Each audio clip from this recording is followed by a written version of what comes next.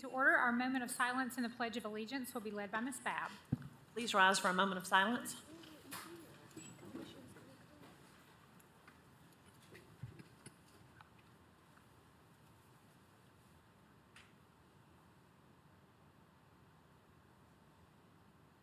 Face the flag for the Pledge of Allegiance.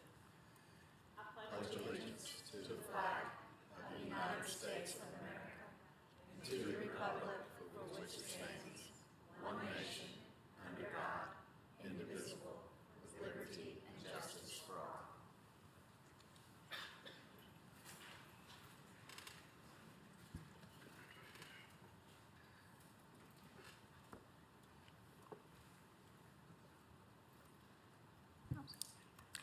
Good afternoon.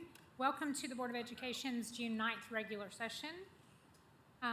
Please note that Mr. Watson will not be in attendance this evening and Mr. McMillan will be joining us. He should be here shortly. Board members, the TSBA Fall District East meeting is scheduled for Tuesday, September 28th in Jefferson County, and the Leadership Conference and Annual Convention will be held November 18th through the 21st in Nashville. Please let Ms. Coatney know as soon as possible if you plan to attend either of those events. And as most everyone knows, our 2021 commencement ceremonies were finalized yesterday, and I just wanted to take a moment to congratulate our graduates once again, and thank you to the team who worked so hard on those graduations, and to Superintendent Thomas who attended all those graduations, and we're happy that we have graduated everyone and wish all our graduates all the best. Well, first, before I ask for any changes to the agenda, I wanted to make sure, board members, that you remind you that you received an email today regarding agenda item 8A. As Ms. Owen requested at last week's work session, this item regarding a new proposed policy on IEP meeting recordings has been withdrawn and moved back to the policy review process. Superintendent Thomas and I agreed to move that to policy review. And I think we have several public forum speakers on this topic tonight, and so we'll have those comments at the end of the meeting during public forum. Are there any other requested changes to this agenda? Do we have a motion to approve? Second. Thank you. We have a motion by Ms. Satterfield, a second by Ms. Christie. Any discussion? All in favor? Aye. Any opposed? Motion carries. And now I would like to refer to Superintendent Thomas for a very special recognition. Thank you, Madam Chair, members of the board. I do appreciate the chance to recognize an important leader and partner within our district.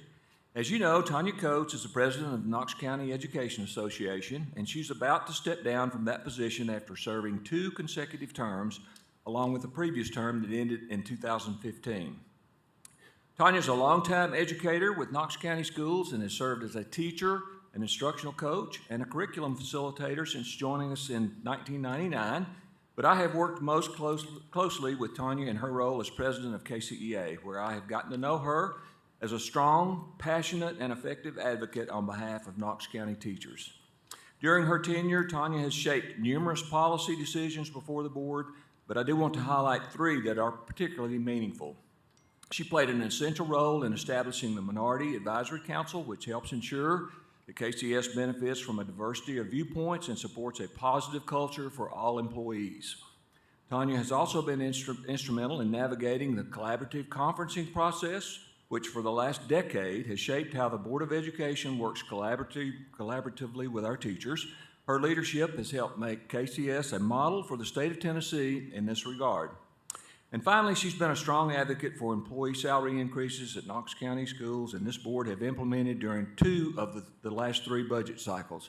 Actually, we've met the MOA Memorandum of Understanding goal twice now, I guess within the last 3 years, so, and that had never been met before, so I think that's incredible.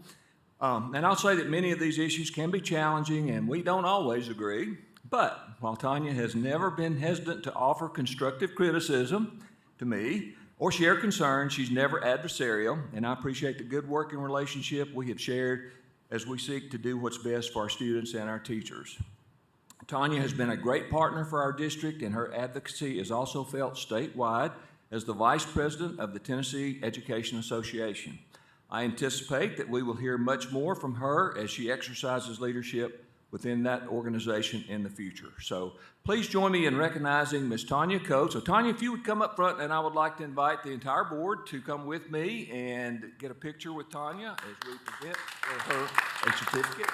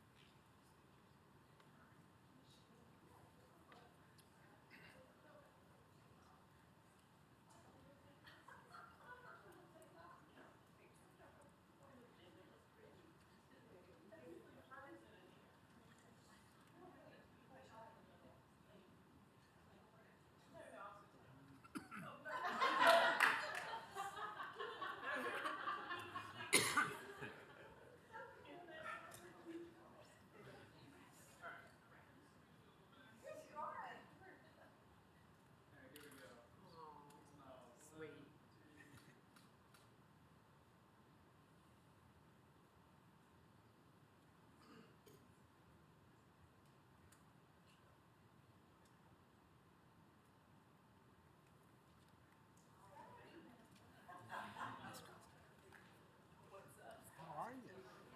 You doing all right?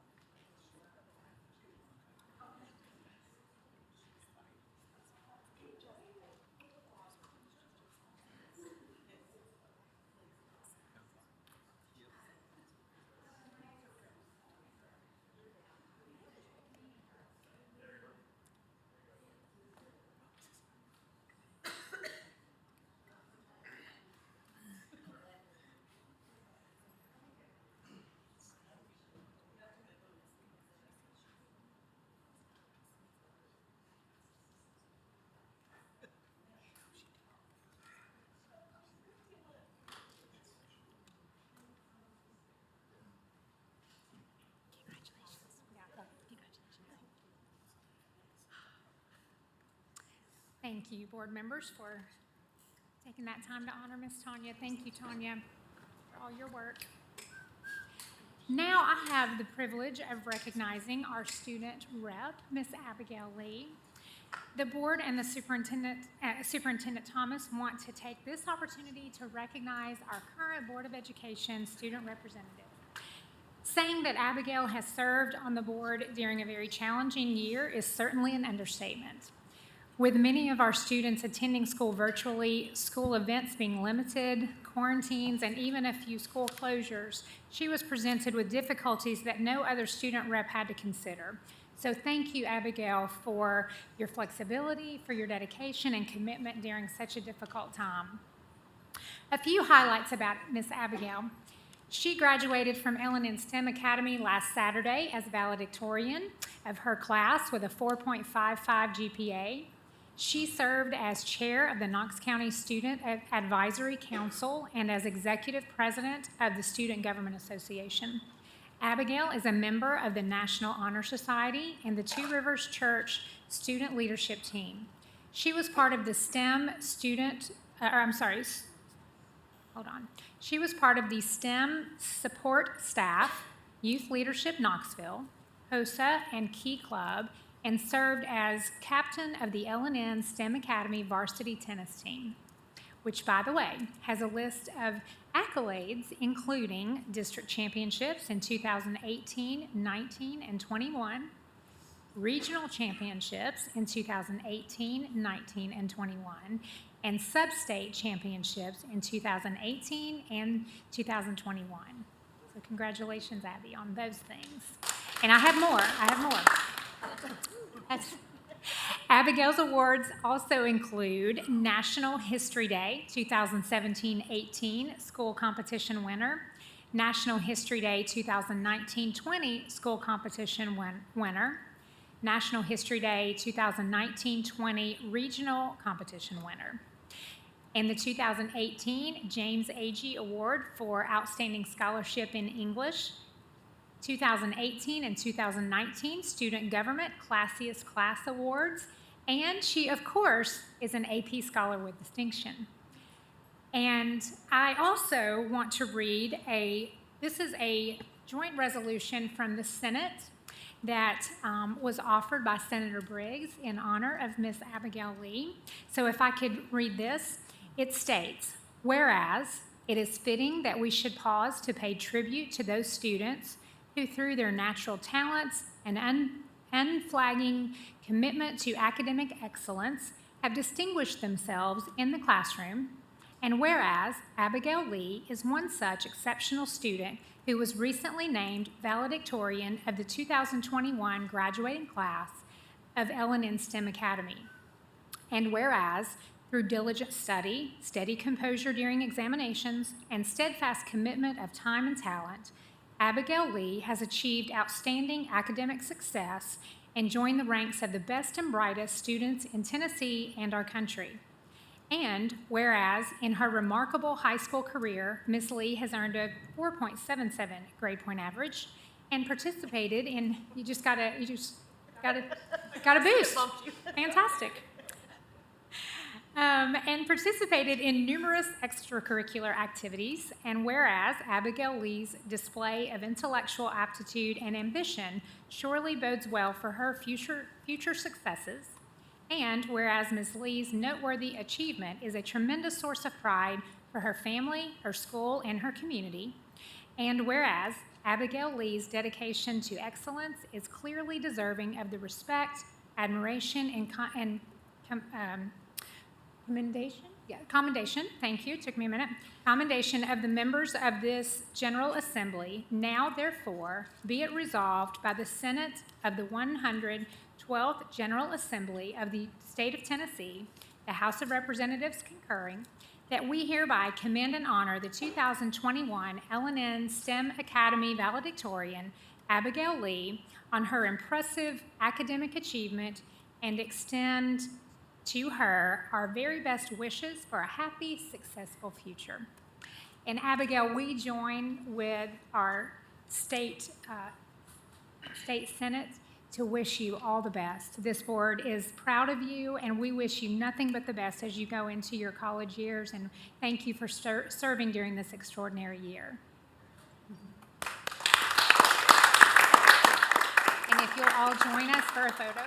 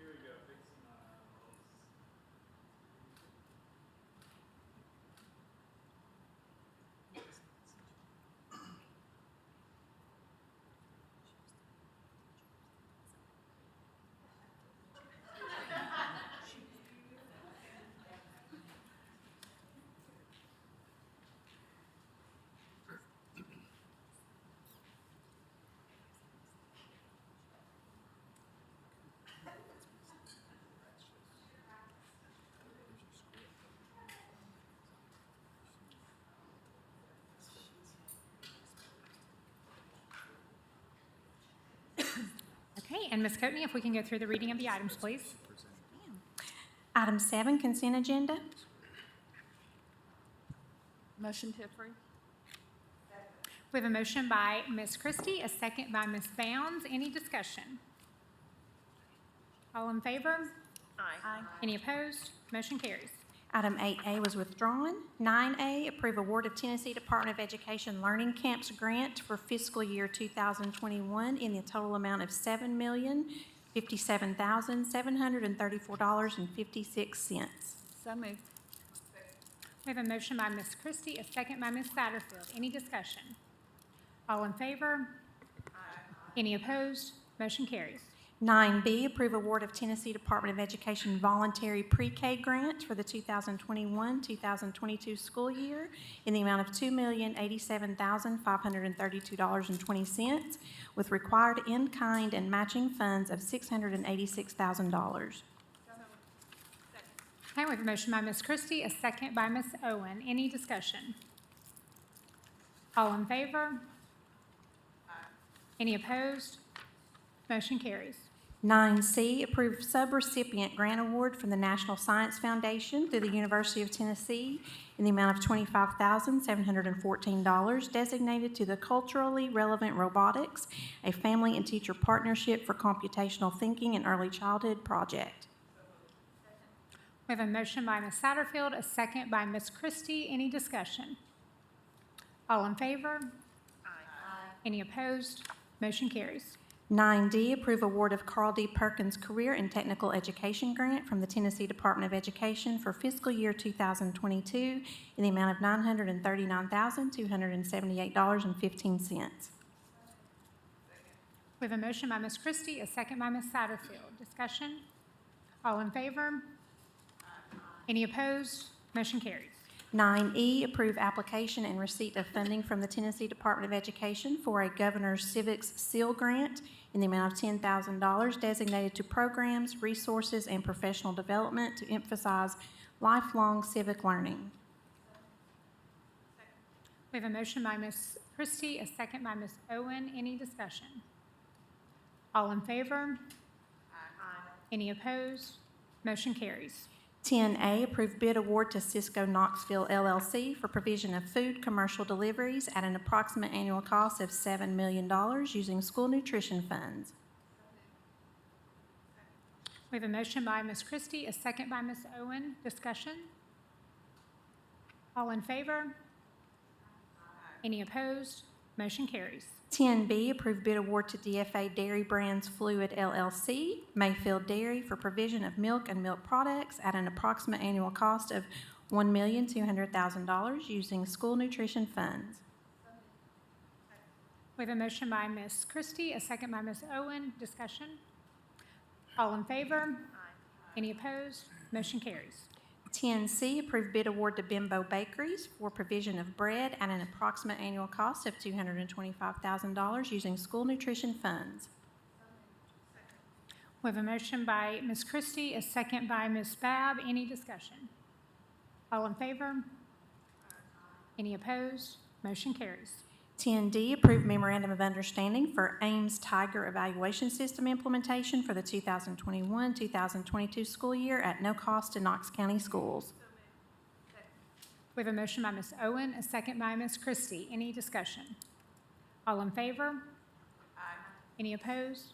Motion carries. 10E, approve master services agreement with Frontline Technologies Group LLC, doing business as Frontline Education, and customer agreement with Forecast 5 Analytics, Inc., for license to use Forecast 5 software and tools for data analytics and planning services at a 2-year cost of $477,052 using district general purpose funds. We have a motion by Ms. Christie, a second by Ms. Babb. Discussion? All in favor? Any opposed? Motion carries. 10F, approve attorney-client fee contract with France Law Group, APLC, for legal services in connection with pursuing claims for damages associated with Juul and electronic cigarette litigation.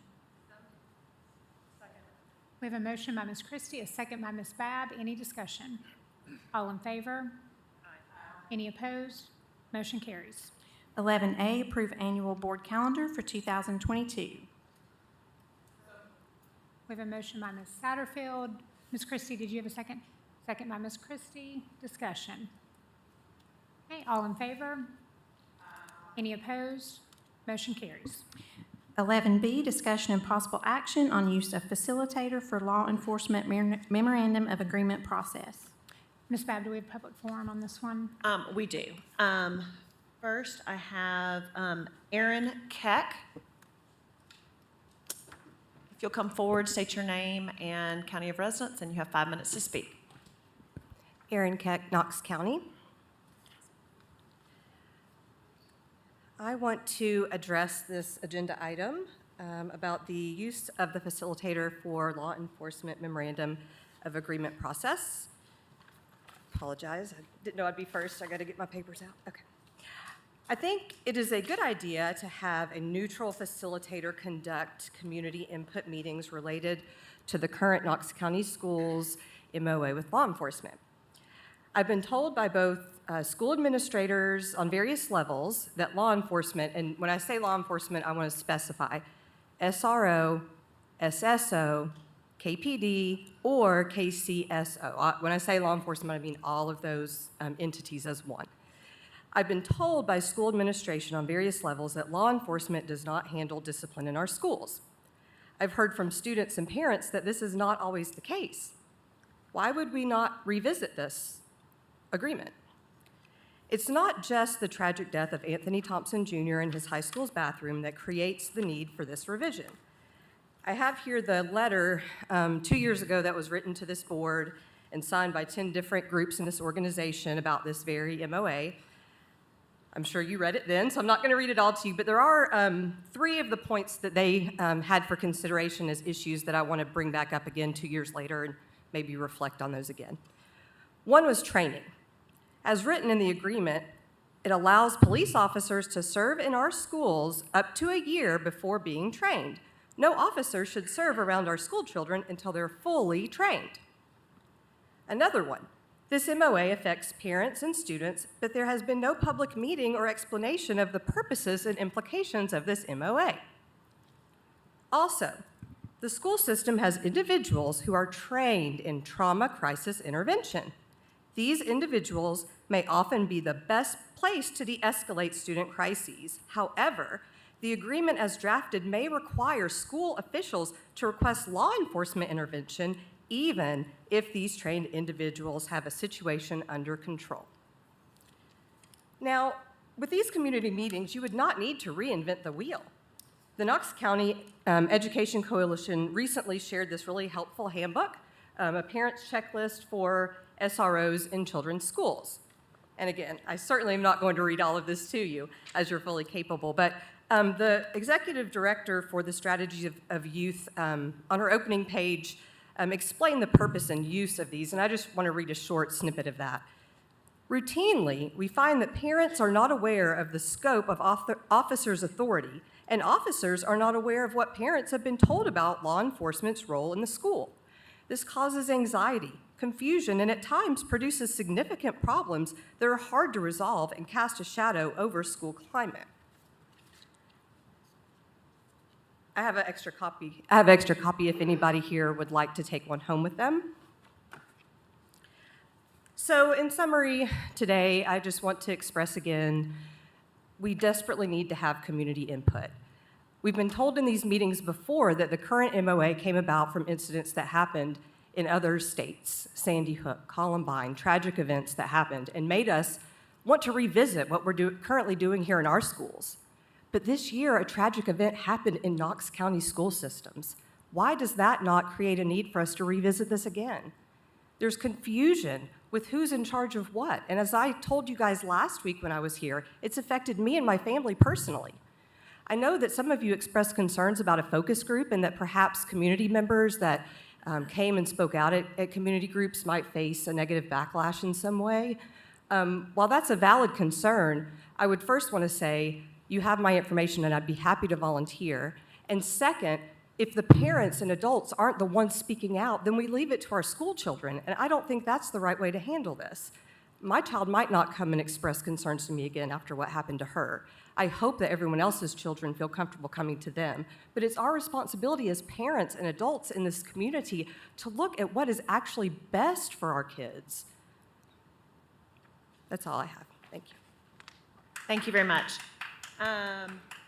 Michael O'Malley. And if you will state your name and county of residence, and you have 5 minutes to speak. Okay.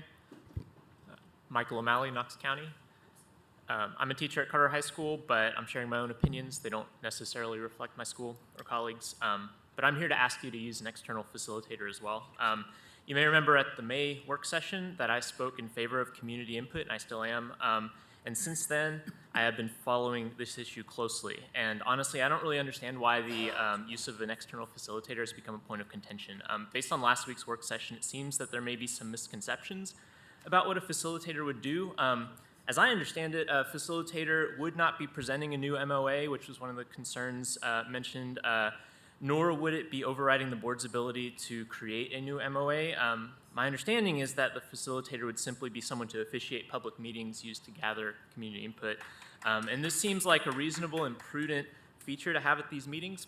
A good external facilitator can come into a situation and ease tensions, which there have been, help identify points of agreement and disagreement, and provide objective summaries of long meetings. Most importantly, a third-party facilitator can provide an atmosphere of neutrality in these meetings, which is essential when this project hinges on public trust in the process. At last week's work session, several board members said that the public has no reason to mistrust the board. I'm afraid that the very way that this whole process of the MOA revision discussion has unrolled over the past month has presented exactly the sort of behavior that breeds mistrust, though. I am sure that none of the board members' intention is to create mistrust, but as someone who has watched or attended all of the meetings related to this subject, I have seen several things that, from my perspective as a frustrated member of the public, could have already seeded mistrust. So first, at the very beginning when this subject was initially brought up, several board members expressed concerns about the logistics of the resolution, which Mr. Watson then addressed by revising the resolution that he eventually brought to vote, only to have those same board members vote against the resolution anyway on a technicality that the issue should not have been brought as a resolution. Would the public trust board members to lead community meetings when they cannot, in good faith, problem solve with their own colleagues, much less members of the public who may bring much more stark disagreements to the table? Secondly, at a follow-up meeting on May 19th, the board collectively, maybe not unanimously, but collectively agreed to seek a third-party facilitator for the community engagement, only to have that decision put up for debate again at the work session last week on the basis of a letter from Mayor Jacobs, which is now what this agenda item is about. In response to this letter, some members of the board changed their tune regarding finding a facilitator, and this is not an isolated incident. Time and again, this board's discussion about community input have centered on talking points originating not from the actual proposals brought by board members, but from statements made by influential local leaders. If the board cannot keep external pressures, and pressures I might add from figures with no jurisdiction over board policy, from shaping their actions in the highly curated environment of a board meeting, would the public trust board members to facilitate impartially in the inevitably more chaotic environment of a community meeting? Several members of this board have also at multiple times throughout the past month said that they already know how their districts feel about the issue of school security, but surely no member of this board has talked to every constituent, and public meetings can bring different people than those who might call or email. Relatedly, I know people who live or teach in these districts, and the way that these board members have summarized their district's feelings do not always represent the emails or calls that they have already sent to these board members on the subject at hand. One board member last work session even revealed that he didn't even remember a mother who had come and spoken to this very body a month ago about the mistreatment of her autistic son by police in schools. Would the public trust board members to lead community meetings fairly when some board members' statements indicate that they have already forgotten or ignored large swaths of their constituents? Fourthly, furthermore, at several points in this process, some board members have already stated specific ideas and policies that they would not even consider putting into the MOA. Would the public trust board members to lead community meetings when some board members have made it clear that some ideas that people might bring will be automatically discarded at those meetings? Lastly, the board has spent over a month now deliberating on the basic question of whether or not to engage the public at all, and if so, how. We've not even gotten anything concrete yet. Carefulness is good, but after a certain point, such debating over the minutiae of the most basic part of a plan begins to look like obstruction. And whether or not that is the intent, this board is running the risk of delegitimizing this project in the eyes of the public by implying that it doesn't want to hear from the public. Would the public trust board members to lead community meetings if they suspected that the Board of Education did not actually want to hear from them? It seems like a completely reasonable reaction to any of these questions would be to sidestep any possible mistrust by hiring an outside facilitator to be the face of these meetings rather than the board members who have already spoken quite a bit over this issue. So thank you. Thank you very much.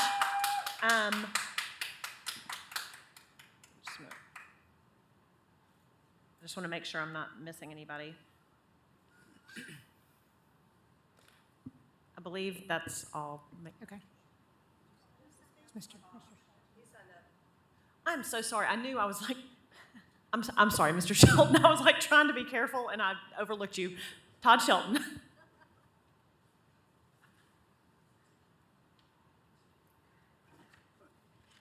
I'm sorry. You know I do not want to ignore She you. didn't do it on purpose.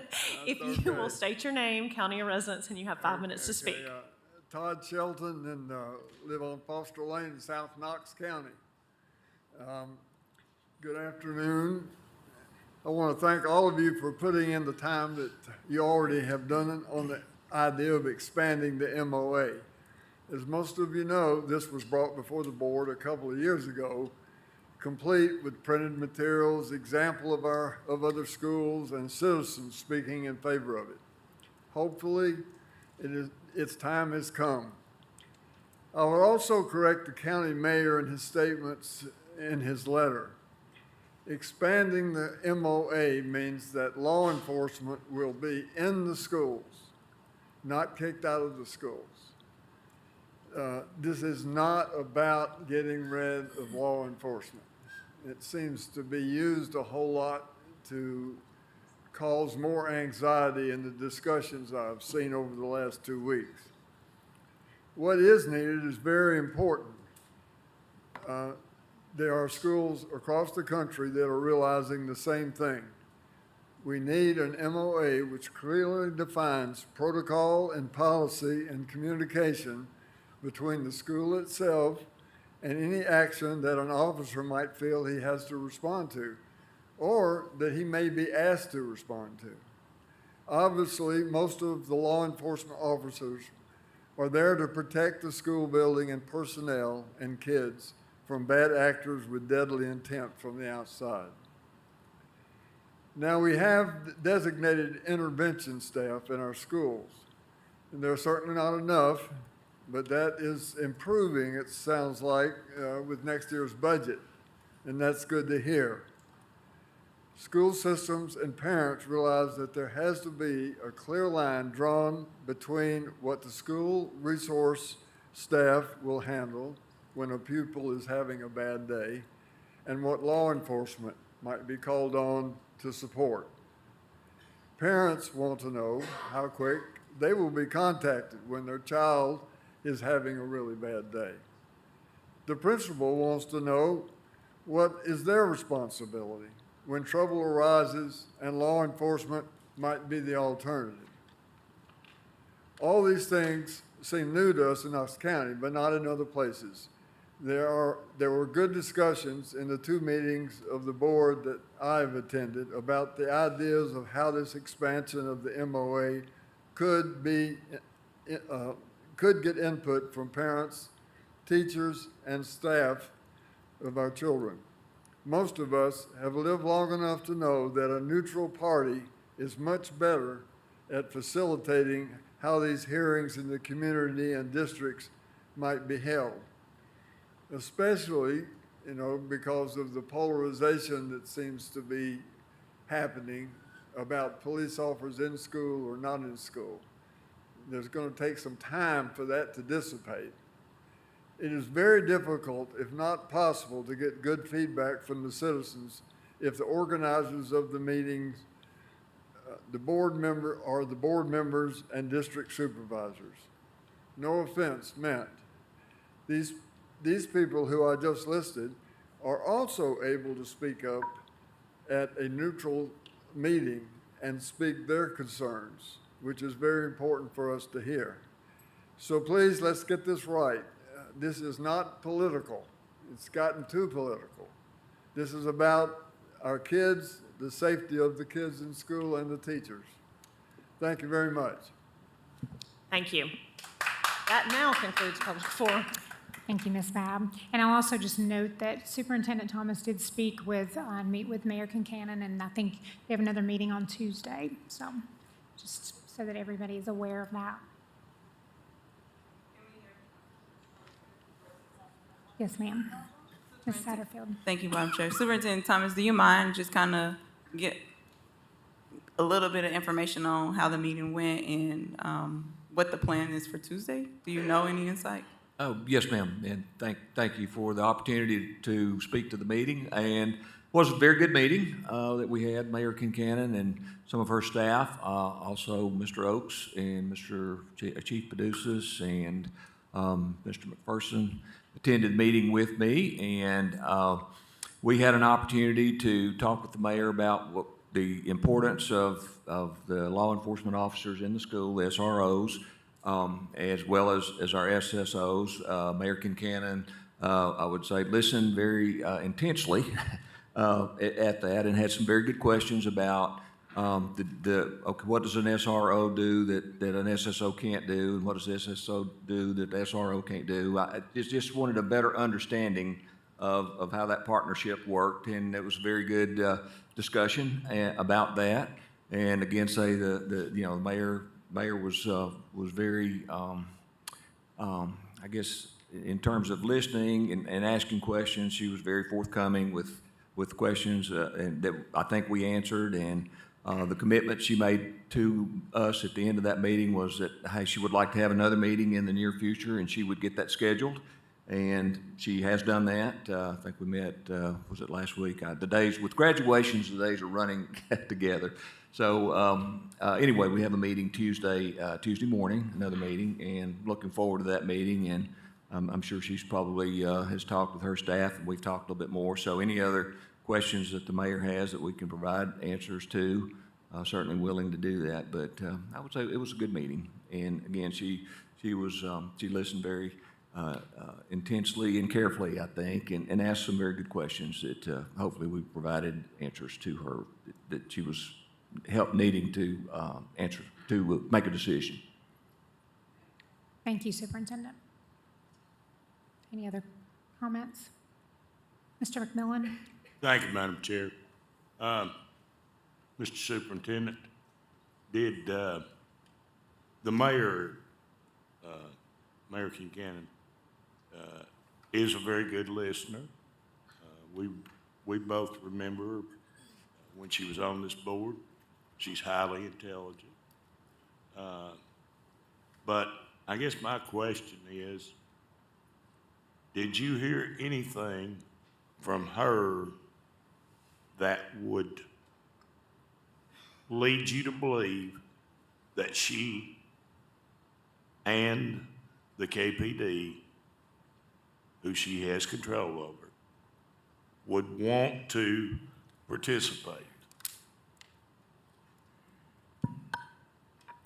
I guess the fact that she wanted to have another meeting in the near future tells me that hey, I'm thinking about this, and so I don't know. I didn't get a yes, didn't get a no, but I did get a commitment to say, hey, I want to look at this further. I did impress upon her that for planning purposes, we need a decision, and absent of a decision, then we'll have to take other steps to try to make sure that we have coverage in our schools. And I did just have a brief conversation with Mayor Jacobs, just to say that put him kind of on notice from a standpoint, if we don't have school resource officers from KPD in our schools, can we meet with you and Sheriff Spangler and try to formulate a plan to make sure that we have the coverage. So my intent is not to let this lie dormant over the next few weeks. School's going to be starting before we know it, and we need to have a plan in place,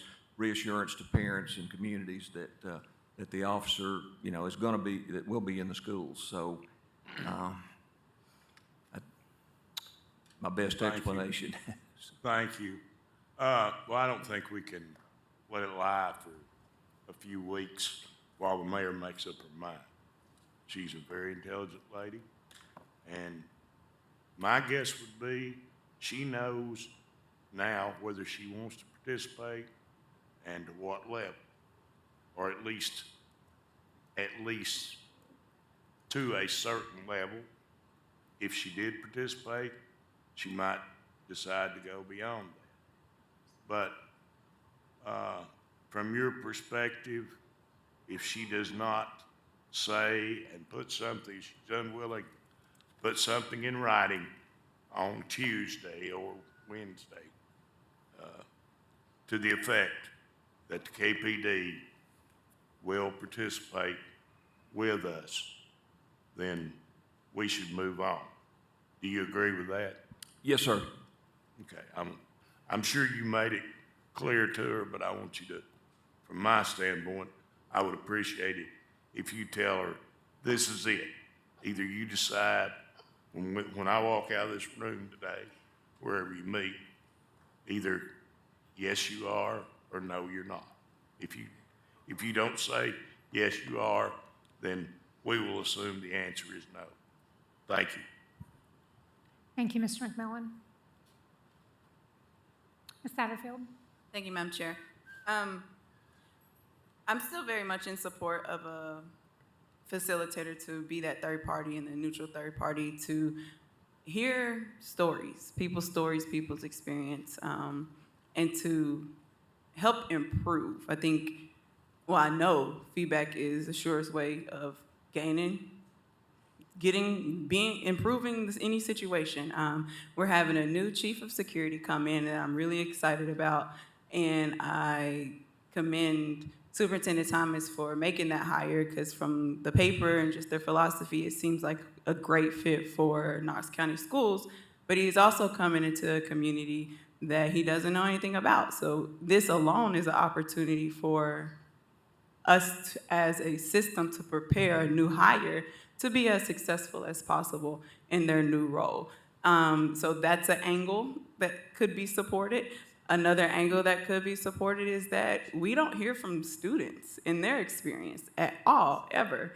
We hear from parents a lot, we hear from just community members, but we never hear a student's voice or student's perspective in any of our decisions. So that's an angle that can be supported. The fact that we did have a tragedy in Knox County Schools should be enough to support community input. And not even just in a sense of creating the MOA, but what are people's stories and experiences so that we can figure out a way to improve the relationships and what we do in our trainings, et cetera. We do have KPD, we have Knox County Sheriff's Office. They make a small percentage of officers in our schools.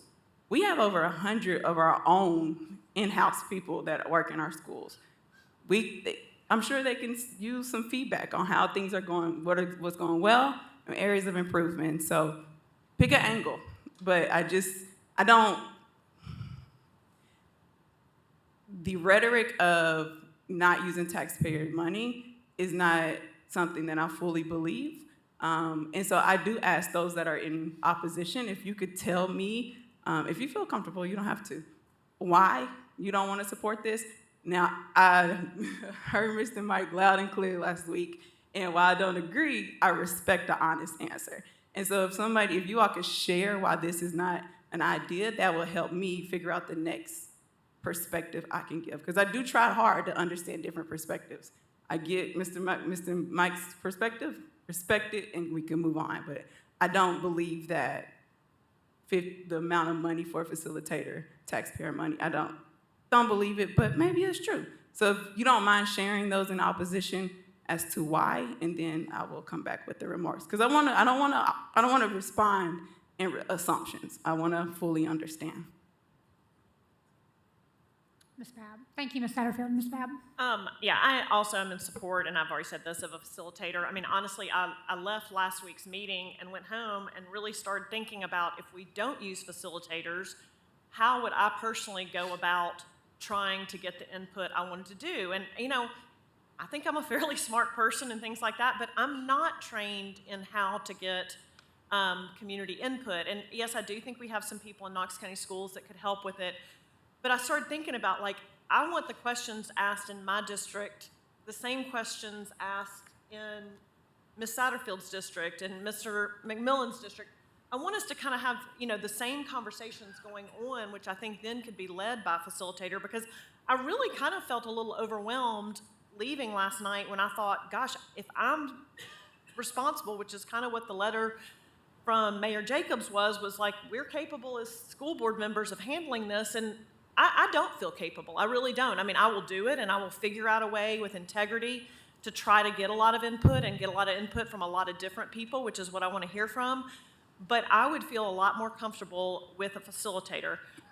With that being said, I do think this is an item we need to vote on, because I do think we have left our superintendent kind of in a dilemma of being told possibly one thing by us, another thing by the mayor, and I just think we do need to vote on it to whether it passes or not, I think we just need to give clarity to him. So I would hope that at the end of the discussion, we can make a motion to vote on it. Thank you, Ms. Babb. Ms. Christie? Yeah, well, like I said last week, I really don't have strong feelings one way or the other. I mean, I think we need to have the conversation. I would like to hear thoughts on how that conversation would take place without a facilitator in a transparent way. I guess my concerns with having a facilitator now seems to be that that's become as polarizing as the discussion itself. It's like we keep getting hung up on little pieces of it and, not seeing the forest for the trees. I mean, if we debate this piece of it forever, we're not going to move forward.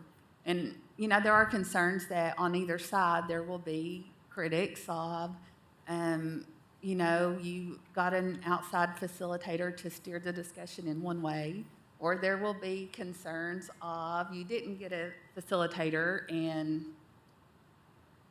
because you wanted to steer the conversation in another way.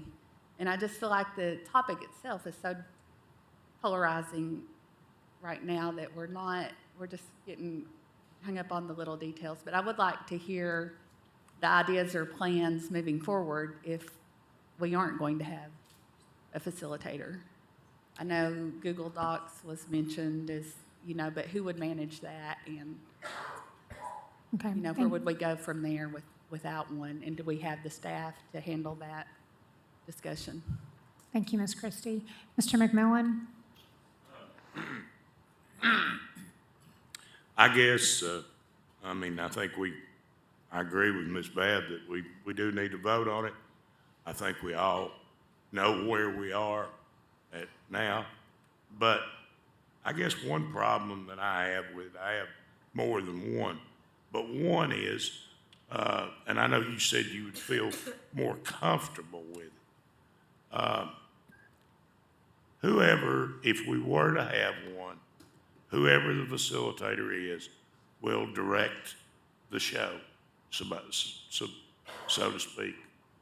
And they will control how far it goes, how long it goes, unless we set a deadline. And I still don't think that we gain anything by hiring somebody to do that. But I want to know why you would feel much more comfortable, what you think that person could bring that would change our opinions, I guess. Change our opinions. You want me to respond to? I just see where I see it is I would like someone who looks at the issue, who kind of deals with this on a regular basis. I mean, I've done some facilitation myself. I mean, like I've gone into stuff, but it's more like somebody coming up with the good questions to ask, coming up with who are we trying to draw in to ask of it. And I just started thinking about myself. I mean, if I personally am responsible for my district in doing this, if we're not hiring a facilitator, I started thinking about, okay, how do I get in touch with a wide variety of students? How do I, and I mean, I can do all that. I mean, I really can. I do think they're just people that are trained to do this. And I mean, it's their job and they come in and do it. I mean, I kind of have two jobs. I mean, I'm a school board person, I'm a realtor, and, I can try to come up with figuring out how to facilitate meetings in my district, but I'm not a professional at it. And I'm admit that that's not in my wheelhouse of things, and I just think there are people better at it. So it's not that I can't do it and that I'm not willing to do it. I just think there are people that are better. They would be hired to take this on and do it. And I do think it's in our control to sort of set some deadlines. And I do think that was one of the things that kind of came up in the mayor's discussion, was that this would just go on for months. I think we have it in our control to say, we want this done in X amount of time, or, and I mean, it's got to be a realistic time to do some stuff. What do you envision as an amount of time? Well, 90 days? I mean, we're just going to discuss 6 this months? forever. So, I mean, say we left this meeting today and decided to hire a facilitator. Well, then next week you'd have to look into it. And so then we're probably getting into 1st of July seriously with someone trying to start doing it. So, I mean, I think, like 90 days or something. 3 months is probably a reasonable amount, but once again, I don't know. I think that's one of these things you have to have a conversation with people too, of saying, we'd like to do something in 90 days. Is this reasonable? They can let you know. But I don't think any of us are looking for something to drag on for a year or things like that. But that's just my opinion on it, Mike. I'm not, it's not, I'm just bringing my opinion. I understand kind of what you're saying, and there are some similarities with communities, but the people that I represent, the two larger communities because of the schools, the people in Carter and the surrounding contributory communities, the Carter schools, and the people in Gibbs are not, they share some of the same values that the people in Sequoia Hills and Rocky Hills and places where you represent, West High School, but West High School, for example, is entirely different from either of my two schools. Sure, exactly. And you know that. But I just think that, it's not the amount of money, although, once you start down that pike,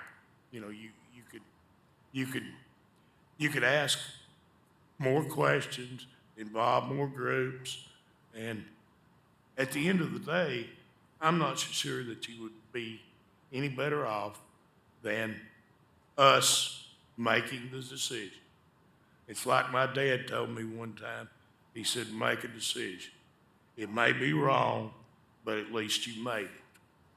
And there's some validity in that.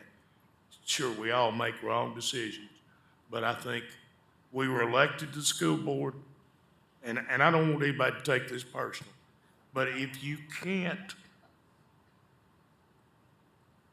take this to the level of where you're willing to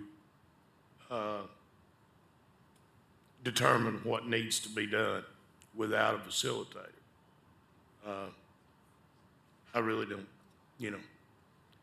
that's one of the tough decisions. I don't know how well you can represent your people. Anyway. Thank you, Thanks. Mr. McMillan. Ms. Owen? Thank you, Madam Chair. I don't think we've heard yet if we don't have a facilitator, how do we, as 9 individuals, accurately collect and report the data from our communities? What system do we have to be able to do that, to go into our communities and be able to collect all that data, aggregate it, and then report it back? I don't know of anything we have that can do that. Can I ask a question? Thank you, Ms. Owen. As I'm thinking about it, we certainly have some very difficult situations that we're aware of and that we know of that have happened in schools. We've heard of 2 recently that have come before this board that we've spoken about. Are you hearing other concerns from community members that we haven't heard of collectively? Ms. Owen? Okay. I would Ms. say Ms. yes to, Satterfield? and I will also say yes from a principal's perspective in their relationships with their with their law enforcement. And they've called me and saying, yes, we need them, and this is how it works in our school. So it could be a possibility, and I will speak directly for one of my schools.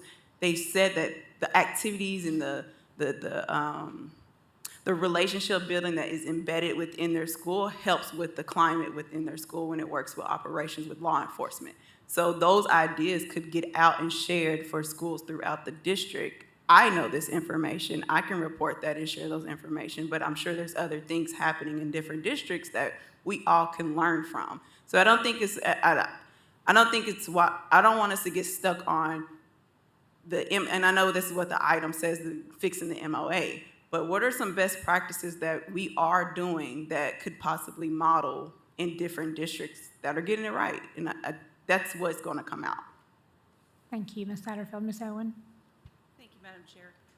I needed a minute to think about the question. Thank you.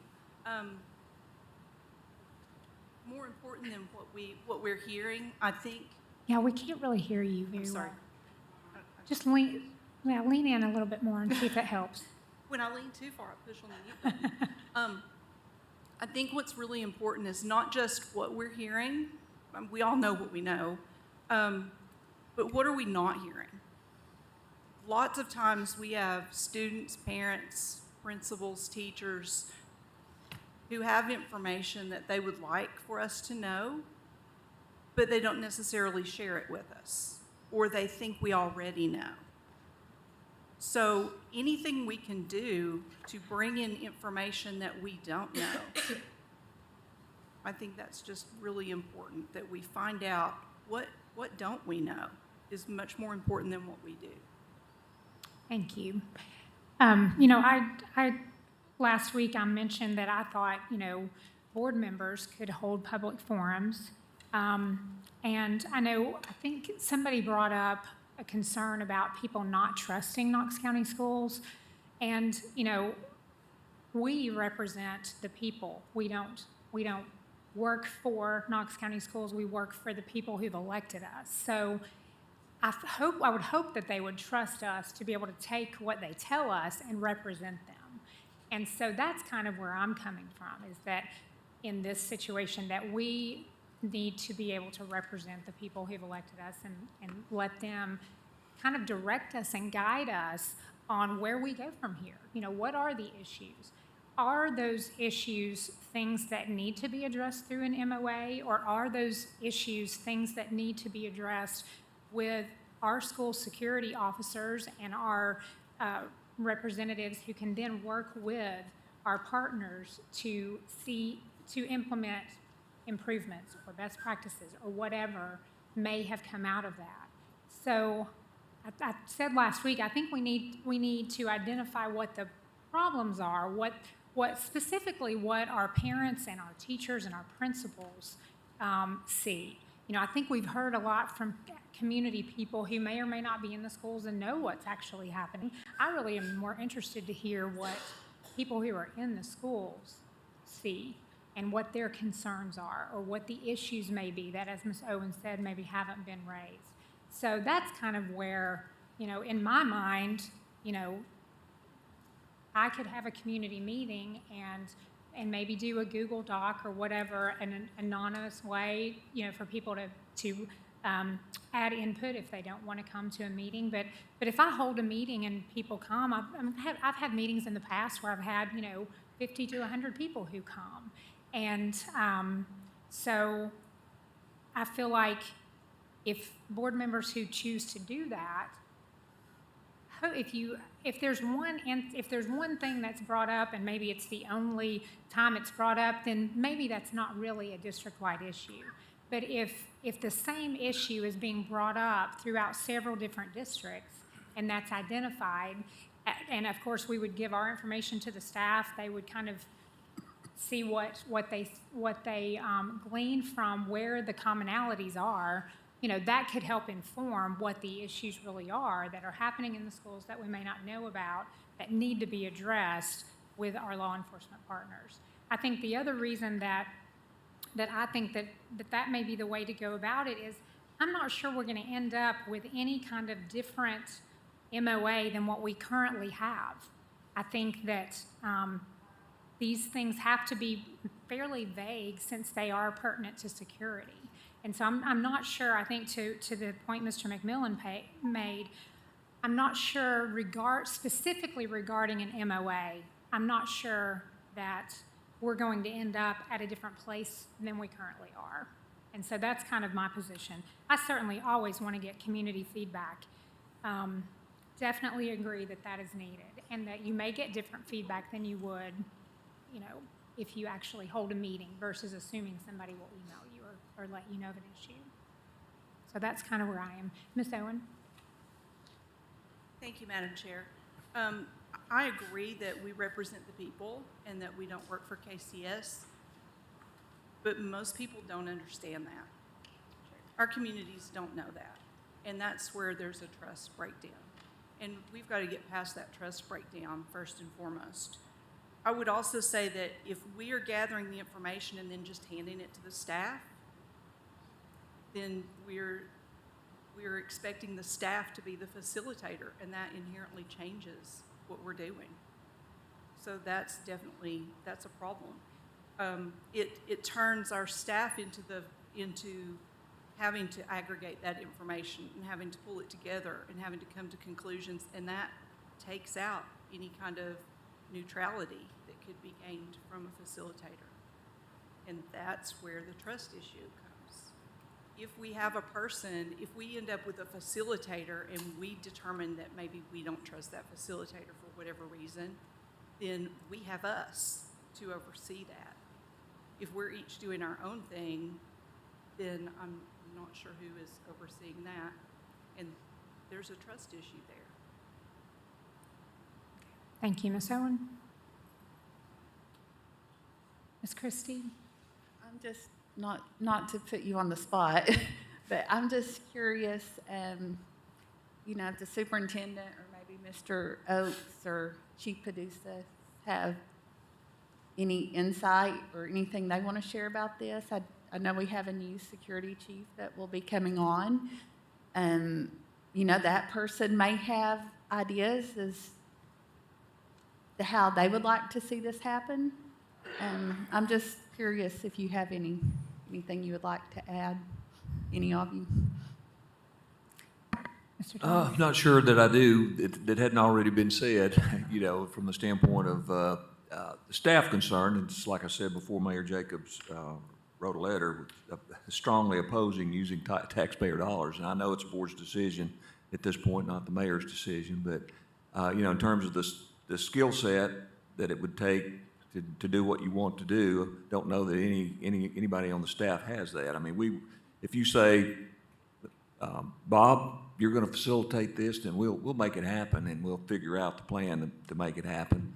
The easiest route is obviously somebody that's with more skills and more time. I know we're trying to get ready to sounds kind of funny, close school, but open school. We're getting ready to open school now for August. So time is a factor. And I don't know, Russ, do you have any thoughts about it? I mean, we've done meetings before, and we can do meetings again. And I know the new person's coming on board, obviously, and I think that person does need to be involved in the process, just like having Chief Paducah involved in the process. So let me let you talk a little bit, Russ.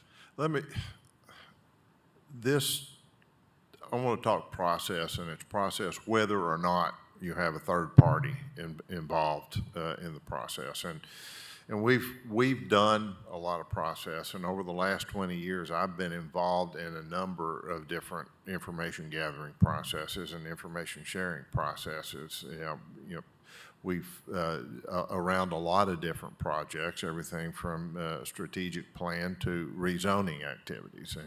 And every time we do one, we learn something from it, and we do it a little bit differently the next time that we do it. And what my impression and what I've found over the years is that the processes that you get the most valuable information from are those that are very deliberate and those that are consistent, across the groups that you're talking to. And it's also better when you can talk to people in smaller groups. And when I'm talking about smaller groups, that's what a focus group is. It's a smaller group. It's a deliberately designed group so that you either have people there who are all speaking to you from the same point of view or around the same issue, or you design the group so that you've got people with multiple backgrounds and concerns. So there's a dialogue among, and it's a led dialogue. It is a facilitated dialogue, whether it's internally or externally facilitated.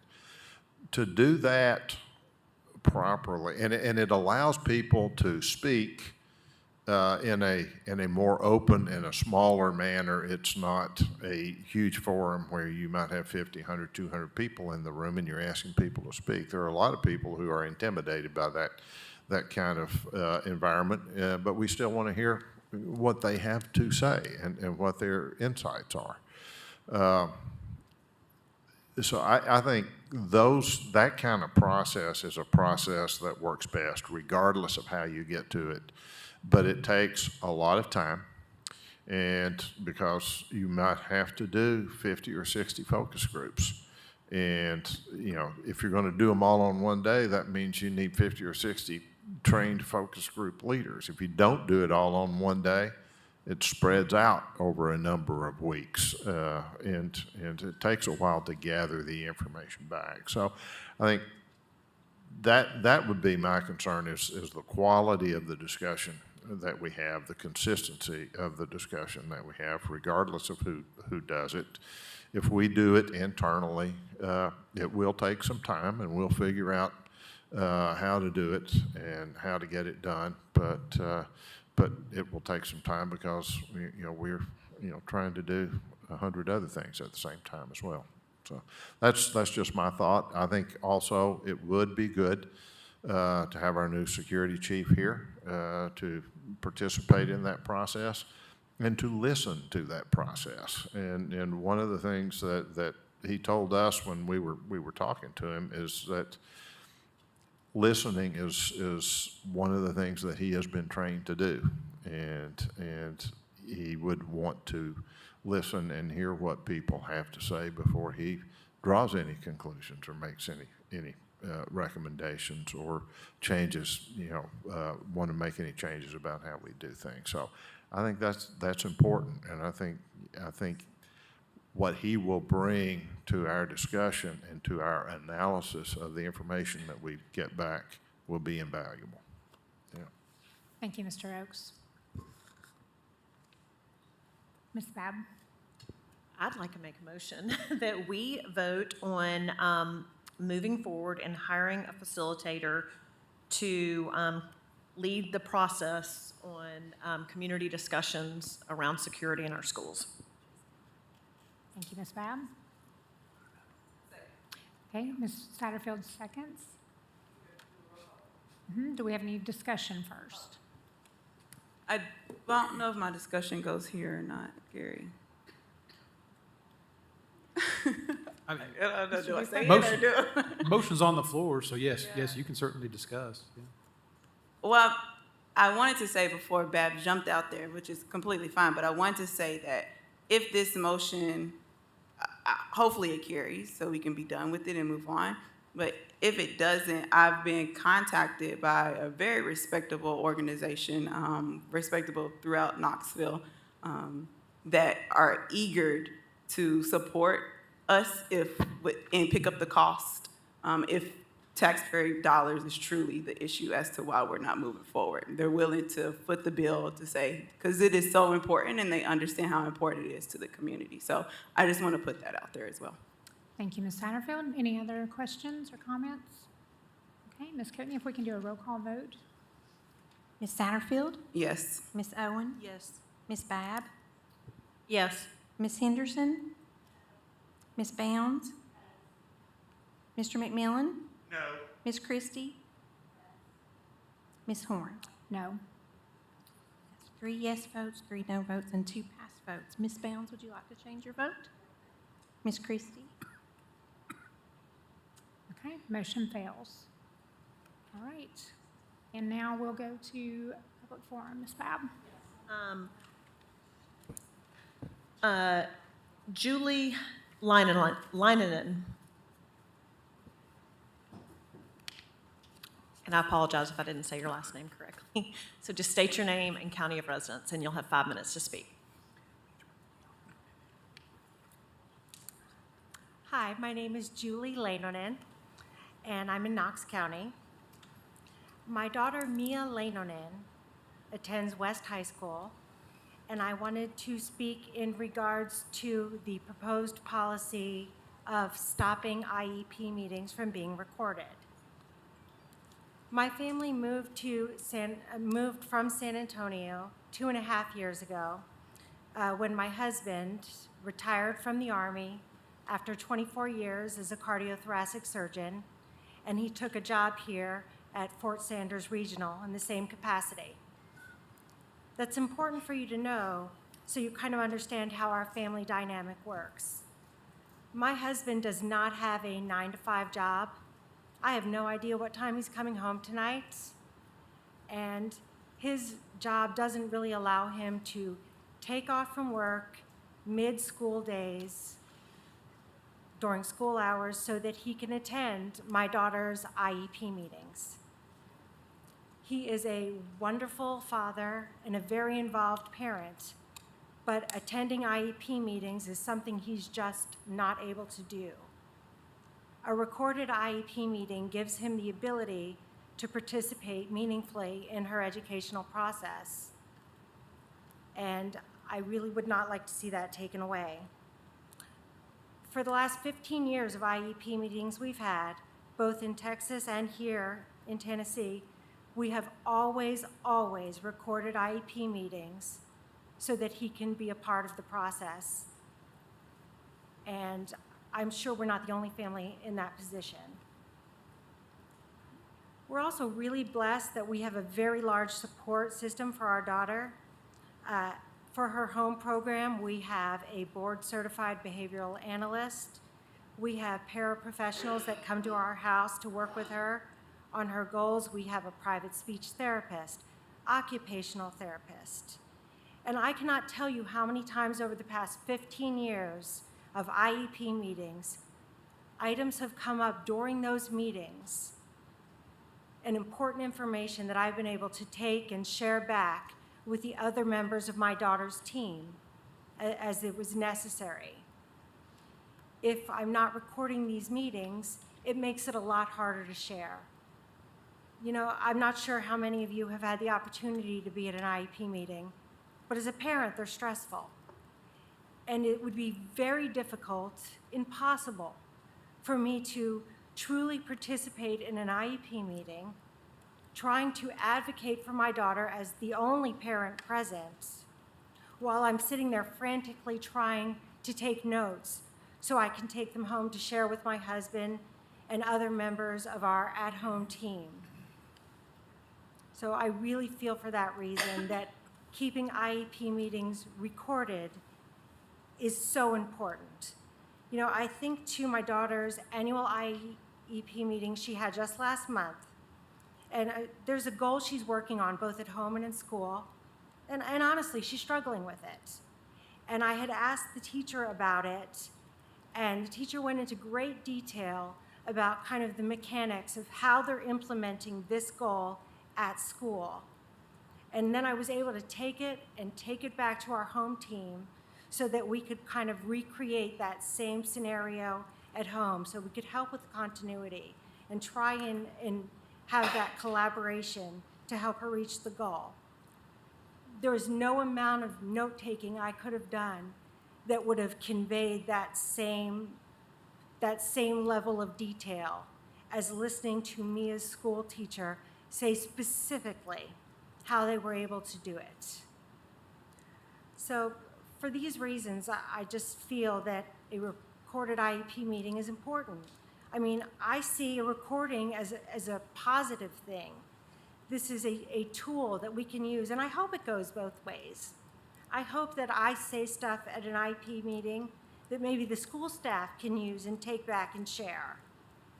And I can't imagine a scenario where having the meeting recorded would be anything but positive for everyone on the team. So that's all. Thank you. Thank you for coming and sharing. Tiffany Cofield.